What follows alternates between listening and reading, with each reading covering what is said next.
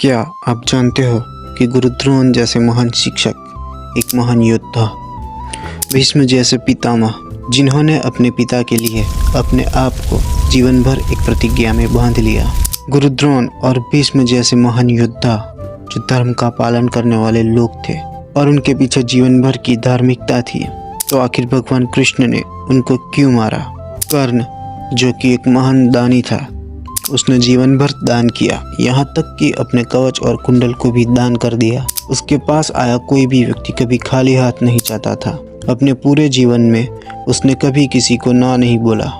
फिर भी श्री कृष्ण ने कर्ण को क्यों मारा? नमस्कार दोस्तों, स्वागत है आपका मिस्टीरियस टॉक्स के एक और नए वीडियो में। आज बात करेंगे गुरु द्रोण, भीष्म पितामह और कर्ण की मृत्यु के बारे में। आखिर भगवान कृष्ण ने इन महान लोगों को क्यों मारा? क्या कृष्ण इनको मारना ही चाहते थे या फिर इसके पीछे कोई गहरी सच्चाई छुपी है?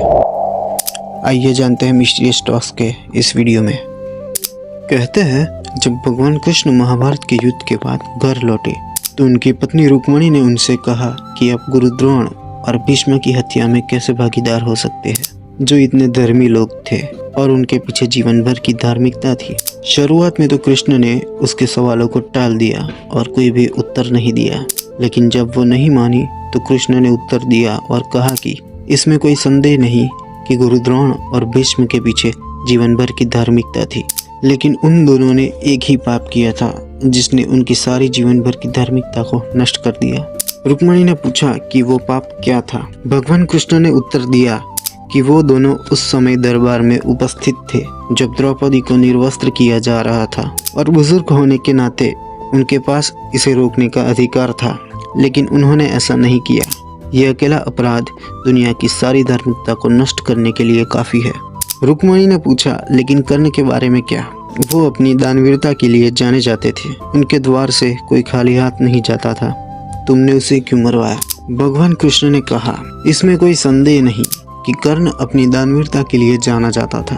उसने कभी भी किसी को भी ना नहीं कहा जिसने उससे कुछ भी मांगा। लेकिन जब अभिमन्यु महानतम योद्धाओं की सेना से सफलतापूर्वक लड़ने के बाद गिर गया और वो मर रहा था, तो उसने पास खड़े कर्ण से पानी मांगा। वहाँ साफ पानी का एक पोखर था जहाँ कर्ण खड़ा था, लेकिन अपने दोस्त दुर्योधन को नाराज नहीं करना चाहता था। कर्ण ने एक मरते हुए व्यक्ति को पानी नहीं दिया। ऐसा करने से उसके जीवन भर का दान नष्ट हो गया।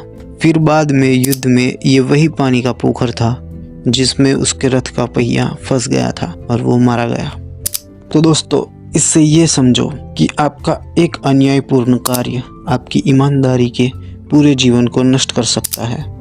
यह कहानी समृद्धि के पथ में कर्म सिद्धांत का महान उदाहरण है। तो आइए इस जागरूकता के साथ एक कर्म बनाए कि क्या सही है। अगर आपको वीडियो पसंद आया तो लाइक शेयर जरूर करें और चैनल को सब्सक्राइब करना न भूलें। तो मिलते हैं आपसे एक और नई रहस्यमय कहानी के साथ।